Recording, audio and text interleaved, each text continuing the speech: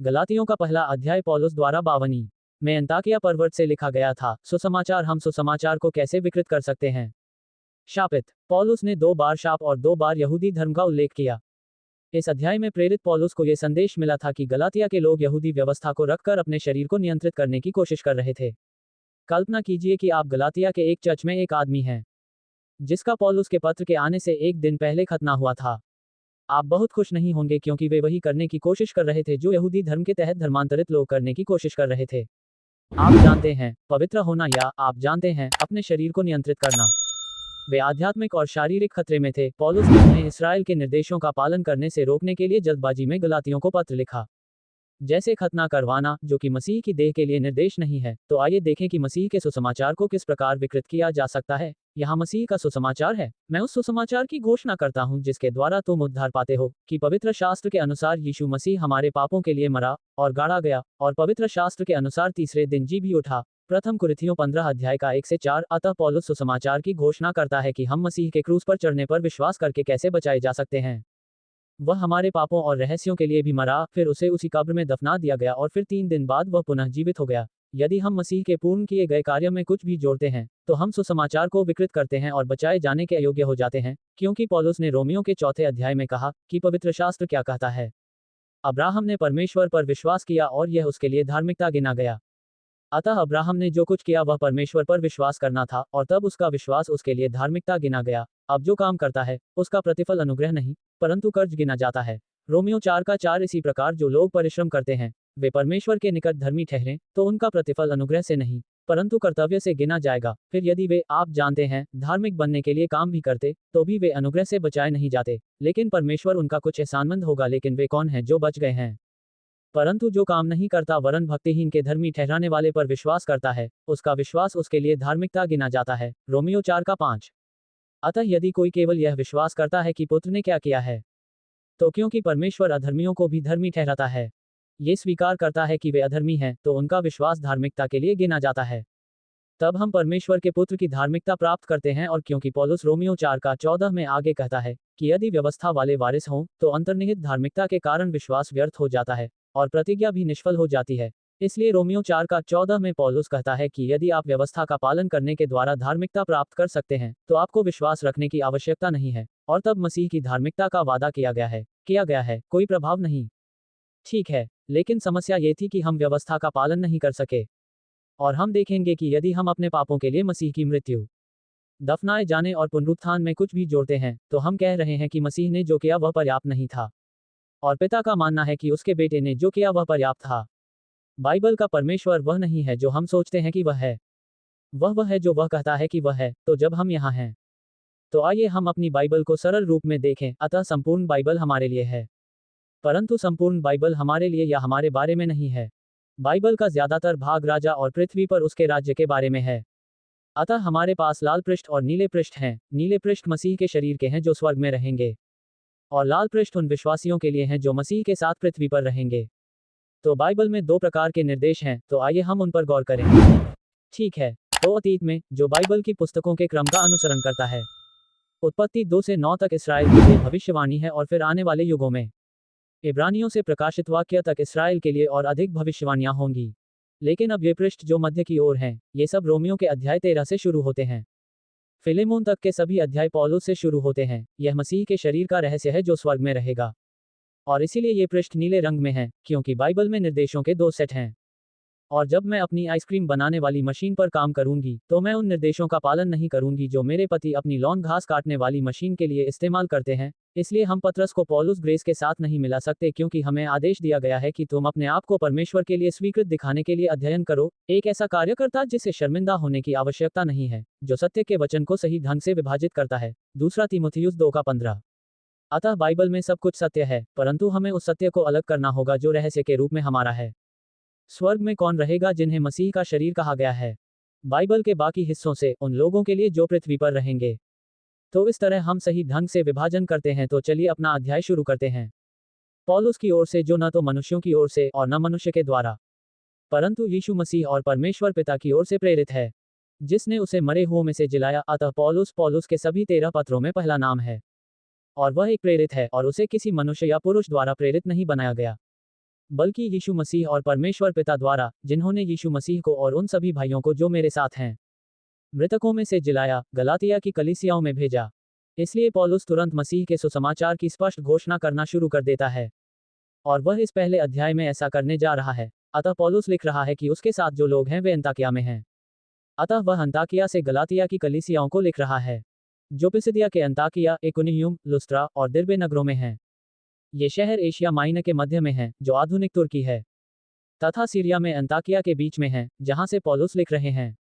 तथा गलातियों का क्षेत्र, जहां फ्रांस से आए गौल्स द्वारा बसाया गया था, तरसुस है, जो कि सिलिसिया क्षेत्र में पौलुस का गृहनगर है। तथा फिर यहाँ नीचे सीरिया में दमिश्क है, और यहाँ कैसरिया है, और यहाँ यहूदिया या दक्षिणी इसराइल में यरूशलेम है, ताकि हमें परमेश्वर पिता और हमारे प्रभु यीशु मसीह की ओर से तुम्हें अनुग्रह और शांति मिले, जिसने अपने आप को हमारे पापों के लिए दे दिया, कि हमारे परमेश्वर और पिता की इच्छा के अनुसार हमें इस वर्तमान बुरे संसार से छुड़ाए, जिसकी महिमा युगानुयुग होती रहे। आमीन।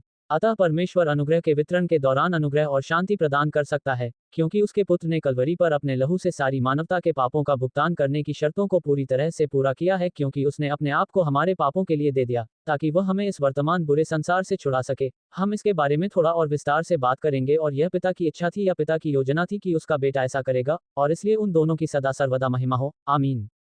तो फिर हमारी समस्या क्या थी?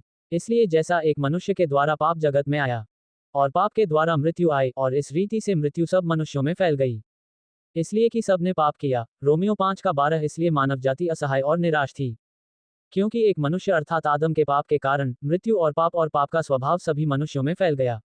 और फिर हम सब ने स्वयं पाप किया। इस प्रकार आदम और हव्वा, जो आत्मिक रूप से जीवित थे, पाप करने के बाद आत्मिक रूप से मृत हो गए, और हम एक पतित पाप शापित संसार में पतित देह में रहते हैं, क्योंकि आदम के पाप करने के बाद परमेश्वर ने कहा, तेरे कारण भूमि शापित है।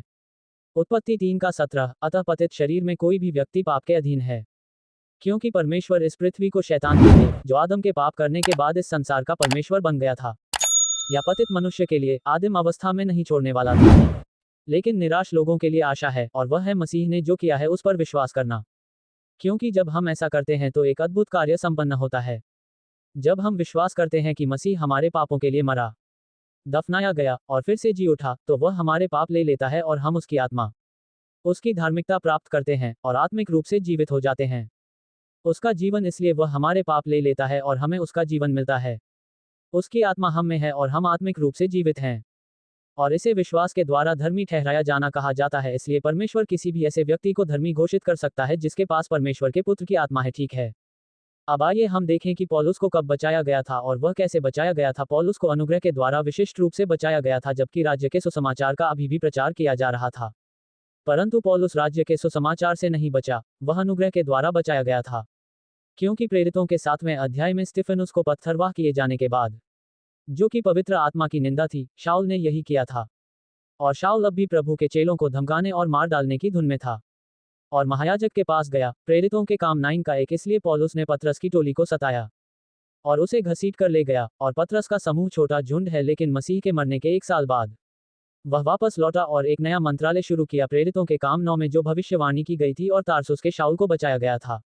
और जब पौलुस ने विश्वास किया, तो परमेश्वर के पुत्र का आत्मा उसमें पाया। और पौलुस लिखता है कि पहले यह मुझ में एक नमूना था, इस नमूने को देखो, इस नमूने को यहाँ देखो, कि जो लोग सुनेंगे वे विश्वास करेंगे। 1 तीमुथियुस अध्याय 1 पद संख्या 15 और 16। सो पौलुस अनुग्रह से बचा और अनुग्रह के प्रबंध में आरंभ हुआ, और मसीह का शरीर प्रेरितों के काम 9 में उसके उद्धार के साथ शुरू हुआ। वह मसीह की देह का एकमात्र प्रेरित है। तो फिर यह समझना इतना महत्वपूर्ण क्यों है कि मसीह का शरीर कब शुरू हुआ? क्योंकि यदि आप यह नहीं समझते कि मसीह का शरीर प्रेरितों के अध्याय 9 में आरंभ हुआ, तो आप बाइबल में बहुत सी बातें गलत समझेंगे। यही वह बात है जो पौलुस ने तीमुथियुस को लिखी थी, कि मैं अन्य जातियों के लिए प्रचारक और प्रेरित और शिक्षक नियुक्त किया गया हूँ, धन्य परमेश्वर के महिमा में सुसमाचार के अनुसार जो मुझे सौंपा गया है। वह सुसमाचार विश्वास द्वारा धार्मिकता है। उस लेन देन पर हमने चर्चा की, और मैं अपने प्रभु मसीह यीशु का धन्यवाद करता हूँ, जिसने मुझे ये सामर्थ दी कि उसने मुझे विश्वास योग्य मानकर उस सेवकाई में नियुक्त किया जो पहले एक निंदक था।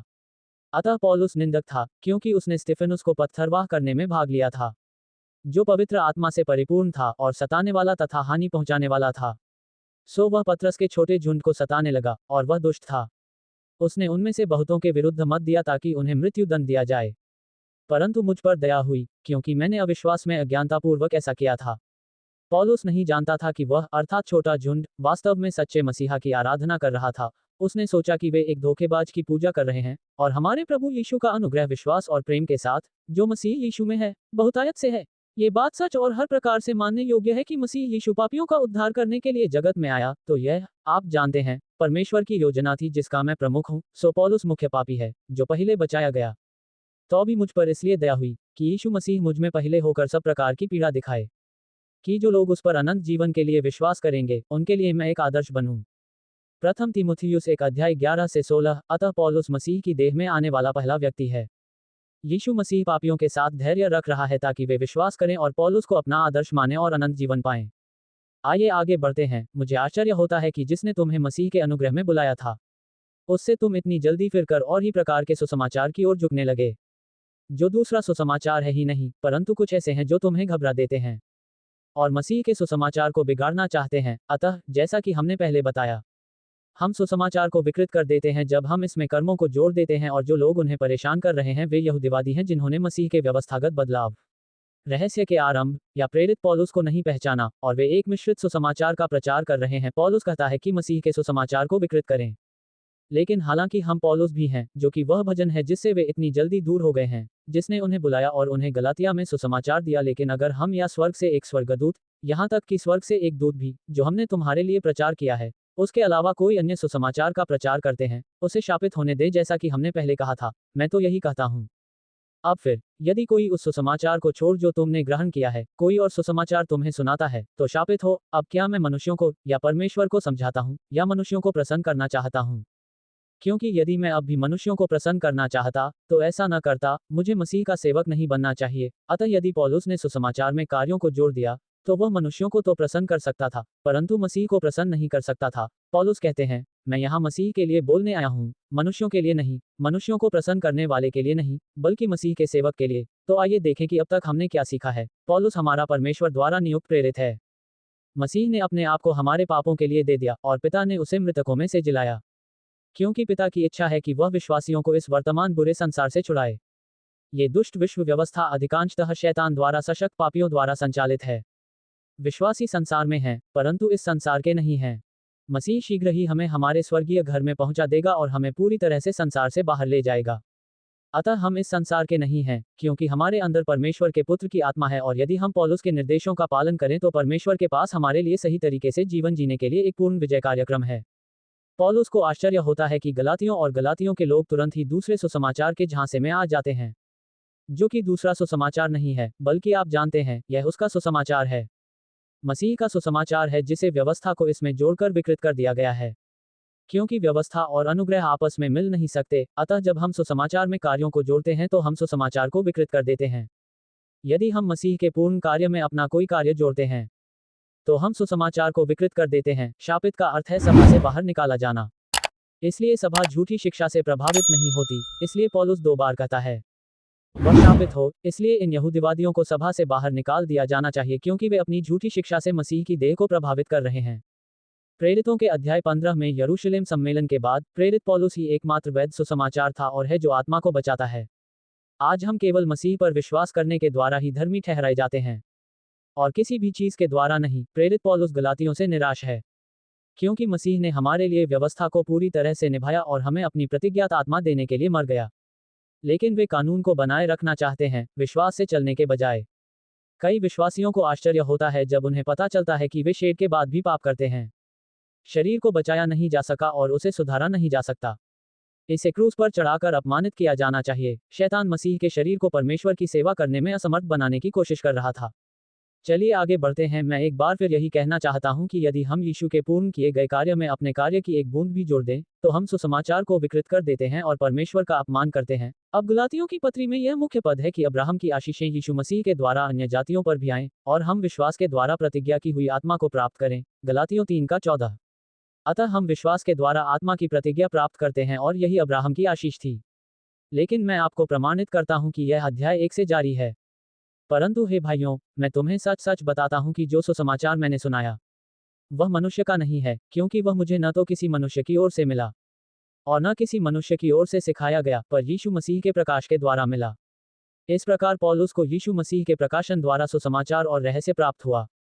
यह कोई ऐसी बात नहीं है जो मैंने किसी मनुष्य से सीखी, बल्कि पौलुस यही कह रहा है कि यह यीशु मसीह के रहस्योद्घाटन से सीखा।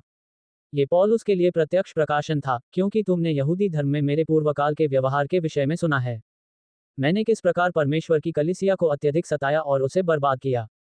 अतः जब पौलुस अतीत में यहूदी धर्म में था, तो उसने अपने सांसारिक मंत्रालय में यीशु के अनुयायियों, अर्थात छोटे झुंड को सताया और उसे बर्बाद कर दिया। वह उन्हें नष्ट कर देना चाहता था और उन्हें पृथ्वी से मिटा देना चाहता था, और अपने देश में अपने बराबर के लोगों की अपेक्षा यहूदी धर्म में अधिक लाभ उठाना चाहता था, क्योंकि वह अपने पूर्वजों की परंपराओं के प्रति अत्यधिक उत्साही था।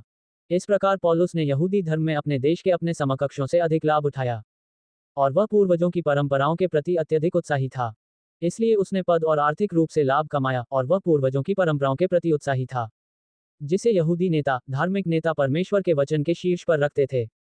परंतु जब परमेश्वर की इच्छा हुई, जिसने मुझे मेरी माता के गर्भ से ही ठहराया और अपने अनुग्रह से मुझे बुलाया कि अपने पुत्र को मुझ में प्रकट करे, कि मैं अन्य जातियों में, अर्थात खोए हुए यहूदियों और अन्य जातियों में उसका प्रचार करूं, तुरंत मैंने न तो मांस और लोहू के साथ और न यरूशलेम में पहुंचकर उनसे जो मुझसे पहले प्रेरित थे परामर्श किया। 12 परंतु मैं अरब को गया और फिर दमिश्क को लौट आया। अच्छा, सो वह दमिश्क को गया, फिर वह अरब चला गया, और फिर वह दमिश्क वापस चला गया। तो जब परमेश्वर को यह अच्छा लगा कि वह मुझे मेरी माँ के गर्भ से अलग कर दे, माँ का गर्भ इस्राएल राष्ट्र है, और पौलुस का जन्म समय से पहले यरूशलेम के बाहर दमिश्क के मार्ग पर हुआ था। उनका जन्म समय से पहले हुआ था, तथा मसीह के दूसरे आगमन पर इस्राएल का पुनः जन्म होना था, और उसका पुत्र पौलुस में प्रकट हुआ, जिसका अर्थ है उसकी आत्मा। इसलिए तब उसने अविश्वासियों के बीच मसीह का प्रचार करना शुरू किया कि यीशु परमेश्वर का पुत्र है, और उसने उनमें से किसी के साथ परामर्श नहीं किया जो उसके पहले प्रेरित थे।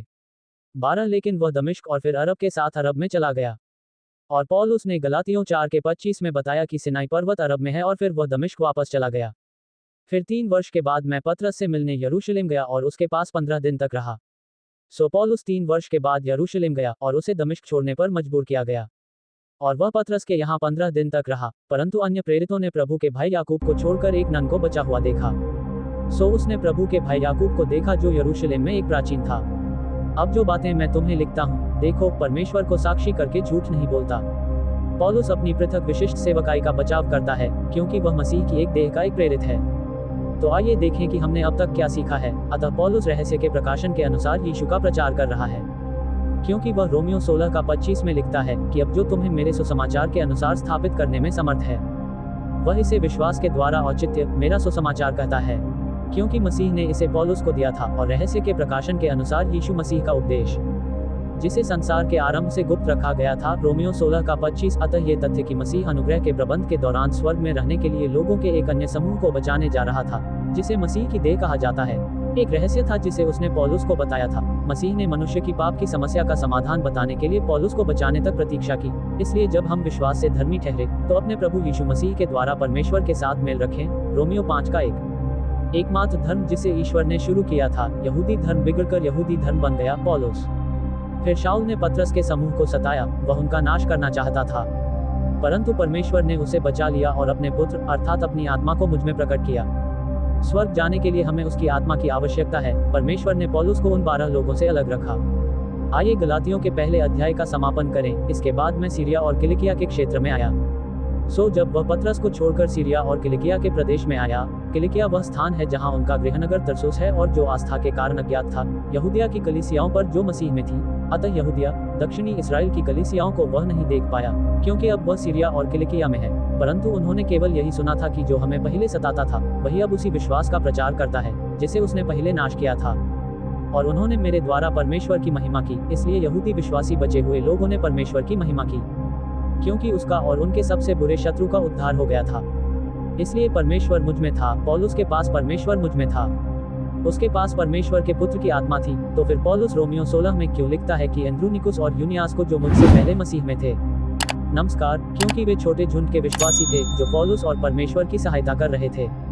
और यीशु मसीह ने कहा, हे छोटे झुंड, मत डर, क्योंकि तुम्हारे पिता को यह अच्छा लगा है कि तुम्हें राज्य दे। लूका 12:32। अतः परमेश्वर पतरस के समूह अर्थात विश्वासियों के छोटे झुंड में से अपना राष्ट्र बनाएगा। पतरस मसीह में था, परंतु वह मसीह की देह में नहीं था। इस प्रकार मूसा के अधीन यहूदी धर्म अस्तित्व में आया, जो अब्राहम से शुरू हुआ था। तब मसीहा यहूदी धर्म पीटर के अधीन था, जब उनका मानना था कि यीशु अपने सांसारिक मंत्रालय में मसीहा थे। फिर मसीह के स्वर्गीय मंत्रालय को पौलिन ईसाई धर्म कहा जाता है। तो तो आइए हम प्रेरित पौलुस की धर्म परिवर्तन के बाद यरूशलेम की 5 यात्राओं की समय रेखा पर नजर डालें। तो दर्द निवारक एनो डोमिनो का अर्थ है हमारे प्रभु के वर्ष में। इस प्रकार ईसा मसीह की मृत्यु 1500 तक हो चुकी थी। 34 फिर 185 के आसपास स्टीफन की हत्या कर दी गई। 35 और इसके कुछ ही समय बाद पौलुस दमिश्क के मार्ग पर बचा लिया गया और अरब चला गया। ये 9वें अंक में था तरसुस के शाऊल का धर्म परिवर्तन। लेकिन 3 साल बाद 18 के 38 में यरूशलेम में धर्म परिवर्तन के बाद पौलुस की पहली यात्रा थी, जब वह पतरस के साथ 15 दिनों तक रहा, क्योंकि उसे दमिश्क को एक टोकरी में छोड़ने के लिए मजबूर किया गया था। विश्वासी यहूदी पौलुस को मार डालना चाहते थे। और फिर उसकी दूसरी यात्राएं। डी 44 जब बरनबास और पौलुस यरूशलेम गया और अंताकिया से छोटी भेड़ बकरियों के लिए पैसा लाया। और यह बात प्रेरितों के काम 11 का 30 में दर्ज है, जब उन्हें भेजा गया। और 12 का 25 में वे यरूशलेम से अंताकिया लौटे। अतः पतरस के साथ यह पहली मुलाकात प्रेरितों के अध्याय 9 पद संख्या 26 से 30 तक में दर्ज है। वह 15 दिन था। अब तीसरी बार यरूशलेम की यात्रा बरनबास और पौलुस और तीतुस के साथ यरूशलेम की महासभा में हुई, और फिर वे अंताकिया लौट आए, जहां उन्होंने प्रेरितों के काम 15 का 35 में गलातियों की पुस्तक लिखी। और यह बात प्रेरितों के काम 15 से 30 तक में दर्ज है। फिर चौथी यात्रा पौलुस की यरूशलेम की यात्रा थी, जब उसने एक प्रतिज्ञा की थी, जैसा कि प्रेरितों के काम 18 के 22 में दर्ज है। फिर पौलुस की यरूशलेम की 5वीं और अंतिम यात्रा तब हुई जब वह 58 में अन्यजाति कलीसियाओं से धन लेकर आया। अतः उनकी चौथी यात्रा 1856 में हुई। अतः 18 के 58 में पौलुस वहां पहुंचे। नोको फेलिक्स के नेतृत्व में मंदिर में गिरफ्तार किया गया था। उन्हें 2 साल तक कैसरिया में रखा गया। फिर पौलुस ने उन 2 वर्षों के बाद यात्रा की, जिसका वर्णन प्रेरितों के अध्याय 21 के 7 में किया गया है। 21 के 17 से 23 के 35 तक, जब वह रिहा हुआ। तब एक कैदी के रूप में पौलुस 61 में फेस्तुस के नया गवर्नर बनने के बाद रोम के लिए रवाना हुआ। फिर 2 और वर्षों के बाद पौलुस को 63 में रिहा कर दिया गया, और फिर उसे पुनः गिरफ्तार कर लिया गया और रोम में नीरो द्वारा मार डाला गया, और नीरो की मृत्यु 68 में हो गई। अतः यदि पौलुस की हत्या 68 में हुई थी, तो उसकी सेवकाई 33 वर्ष की थी। परंतु हो सकता है कि उसकी हत्या उससे पहले ही हो गई हो। क्या हम सांसारिक या स्वर्गीय निर्देशों का पालन करते हैं? गलातियों के लोग स्वर्गीय और सांसारिक निर्देशों को मिला रहे थे। तो आइए हम पौलुस द्वारा पतरस से मिलने के लिए यरूशलेम की यात्रा पर थोड़ा और गौर करें। जब शाऊल यरूशलेम में आया, तो उसने चेलों से मिल जाने का प्रयत्न किया। यह एक छोटा सा झुंड है, परंतु वे उससे डरते थे और विश्वास न करते थे कि वह चेला है। परंतु बरनबास है। वहां बरनबास उसे अपने साथ ले गया और प्रेरितों के पास ले जाकर उनसे कहा कि इसने मार्ग में प्रभु को देखा, और प्रभु ने इससे बातें की, और इसने दमिश्क में यीशु के नाम से निर्भयता से प्रचार किया। और वह यरूशलेम में उनके साथ आता जाता रहता था, और वह प्रभु यीशु के नाम से निर्भय होकर प्रचार करता और यूनानी भाषा बोलने वालों से वाद विवाद करता था। परंतु वे उसे मार डालना चाहते थे, और जब भाइयों को इसका पता चला तो वे उसे कैसरिया में ले गए और तरसुस को भेज दिया। प्रेरितों के कार्य 9 का 26 से 30। इसलिए यहूदी, यूनानी भाषा बोलने वाले यहूदी पौलुस को मार डालने की फिराक में थे, जो यरूशलेम में निर्भीकता से प्रचार कर रहा था। और जब विश्वासियों के छोटे झुंड ने, पतरस के समूह ने ये समझा, तो वे उसे कैसरिया ले गए और उसे तरसुस भेज दिया, जो कि किलिकिया में उसका गृहनगर था। और यही बात पौलुस ने यहूदियों को बताई। जब मैं फिर यरूशलेम में आया और मंदिर में प्रार्थना कर रहा था, तो मैं अचेत हो गया, और मैंने उसे यह कहते देखा कि यरूशलेम से जल्दी निकल जा, क्योंकि वे मेरे विषय में तेरी गवाही ग्रहण न करेंगे। इसलिए जब पौलुस उन 15 दिनों के लिए यरूशलेम में था, तो यीशु मसीह ने उसे दर्शन देकर यरूशलेम से बाहर निकल जाने को कहा। तब मैंने कहा, हे प्रभु, वे जानते हैं कि मैंने तुझ पर विश्वास करने वालों को बंदीगृह में डाला और हर एक आराधनालय में मारा पीटा है। और जब तेरे शहीद स्तिफनुस का खून बहाया गया, तो मैं भी उसके पास खड़ा था और उसकी मृत्यु पर सहमति जता रहा था, और उसके हत्यारों के वस्त्र सुरक्षित रखे थे। फिर उसने मुझसे कहा, चला जा, क्योंकि मैं तुझे अन्य जातियों के पास दूर भेजूंगा। प्रेरितों के काम 22 का 17 से 21। इसलिए पौलुस को मात्र 15 दिन बाद ही यरूशलेम छोड़ना पड़ा, क्योंकि उसे मार डाले जाने का खतरा था। इसलिए पौलुस द्वितीय पत्रस अर्थात द्वितीय तीमुथियुस में लिखता है। 2 तीमुथियुस 3 का 16 और 17 संपूर्ण पवित्र शास्त्र परमेश्वर की प्रेरणा से रचा गया है और उपदेश और समझाने और सुधारने और धार्मिकता की शिक्षा के लिए लाभदायक है, ताकि परमेश्वर का जन सिद्ध बने और हर एक भले काम के लिए तत्पर हो जाए। अतः सिद्धांत वही है जो सही है, जो सही नहीं है उसके लिए फटकार लगाई जाती है। सुधार यह है कि इसे कैसे सही बनाया जाए, और निर्देश यह है कि इसे कैसे सही रखा जाए। कुरिथियों में पौलुस का अनुसरण न करने के लिए फटकार लगाई गई थी। गलातियों में पौलुस के निर्देशों का पालन न करने के लिए सुधार दिया गया है।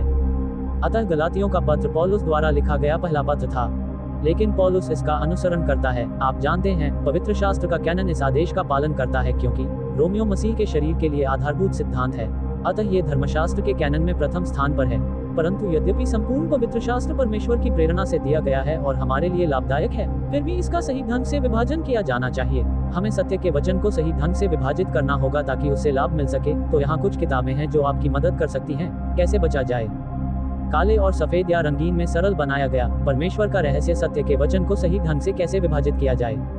इसके लिए चित्रों के साथ एक प्रारंभिक पाठ 100 पृष्ठों में बाइबल का अवलोकन है। पौलुस के पत्र के अध्ययन मार्गदर्शिका में अब पौलुस के धर्म परिवर्तन के बाद यरूशलेम की उनकी 5 यात्राओं का समय रेखा है और यह रहस्य को शीघ्रता से समझने के लिए 43 पृष्ठों की रंगीन पुस्तक है। जस्ट एज गॉड सेड 50 पृष्ठों की पुस्तक है जो बच्चों के लिए बाइबल का अवलोकन है तथा रोमियों को सही ढंग से विभाजित करती है। पहले गाइड का अध्ययन करें, सही ढंग से विभाजित प्रथम कुरिन्थियों अध्ययन मार्गदर्शिका और सही ढंग से विभाजित द्वितीय कुरिन्थियों अध्ययन मार्गदर्शिका पढ़ने के लिए अगली तार्किक पुस्तकें होंगी। फिर हमेशा सही ढंग से विभाजित पुस्तक और टिप्पणी पढ़ें। यदि आप पूरी तरह से समझना चाहते हैं तो आपको पुस्तकों से सभी प्रकार की सहायता मिल सकती है। अतः गलातियों की पुस्तक की व्याख्या और सही ढंग से विभाजित गलातियों की अध्ययन मार्गदर्शिका गलातियों को समझने में सहायक है। सभी पुस्तकें अमेज़न पर उपलब्ध हैं और कई लोगों के पास हमारी सभी पुस्तकें हैं। अब इन 2 पुस्तकों, द्वितीय कुरिन्थियों और अध्ययन मार्गदर्शिका तथा सही ढंग से विभाजन करने वाली गलातियों की अध्ययन मार्गदर्शिका में हमारे पास ये ट्रैक्ट हैं जिनकी आप फोटोकॉपी बना सकते हैं और बांट सकते हैं। एक पृष्ठ पर 3 है। हमारी वेबसाइट marianmanley.com है। सच कहा जाए तो हमारे YouTube channel Salvation Rightly Dividing and the Rapture पर भी हमारे कुछ वीडियो हैं। हमारा ईमेल पता है act9grace@gmail.com। हमें रंबल, अनेक्स, व्हाट्सएप और फेसबुक पर खोजें। हमारे अध्यायों को हमारे फेसबुक वीडियो के साथ निःशुल्क प्राप्त करें। हमारे वीडियो एक पूरे अध्याय को कवर करते हैं और बाइबल शिक्षकों के लिए उपयोगी होते हैं। हमारे पुराने वीडियो क्यों देखें? हमारे पुराने वीडियो में फेसबुक वीडियो के साथ टिप्पणियां जुड़ी हुई हैं और हमारी क्लोजर वॉक या राइटली डिवाइडिंग सीरीज में वीडियो अध्याय जुड़े हुए हैं। फेसबुक पर हमारा संक्षिप्त संस्करण मुख्यतः श्लोकों पर आधारित है तथा संपूर्ण अध्याय को कवर करता है। तो हम तीसरी बार पौलुस के पत्रों को पढ़ रहे हैं। कृपया लाइक करें, शेयर करें और सब्सक्राइब करें और देखने के लिए धन्यवाद और परमेश्वर भला करे।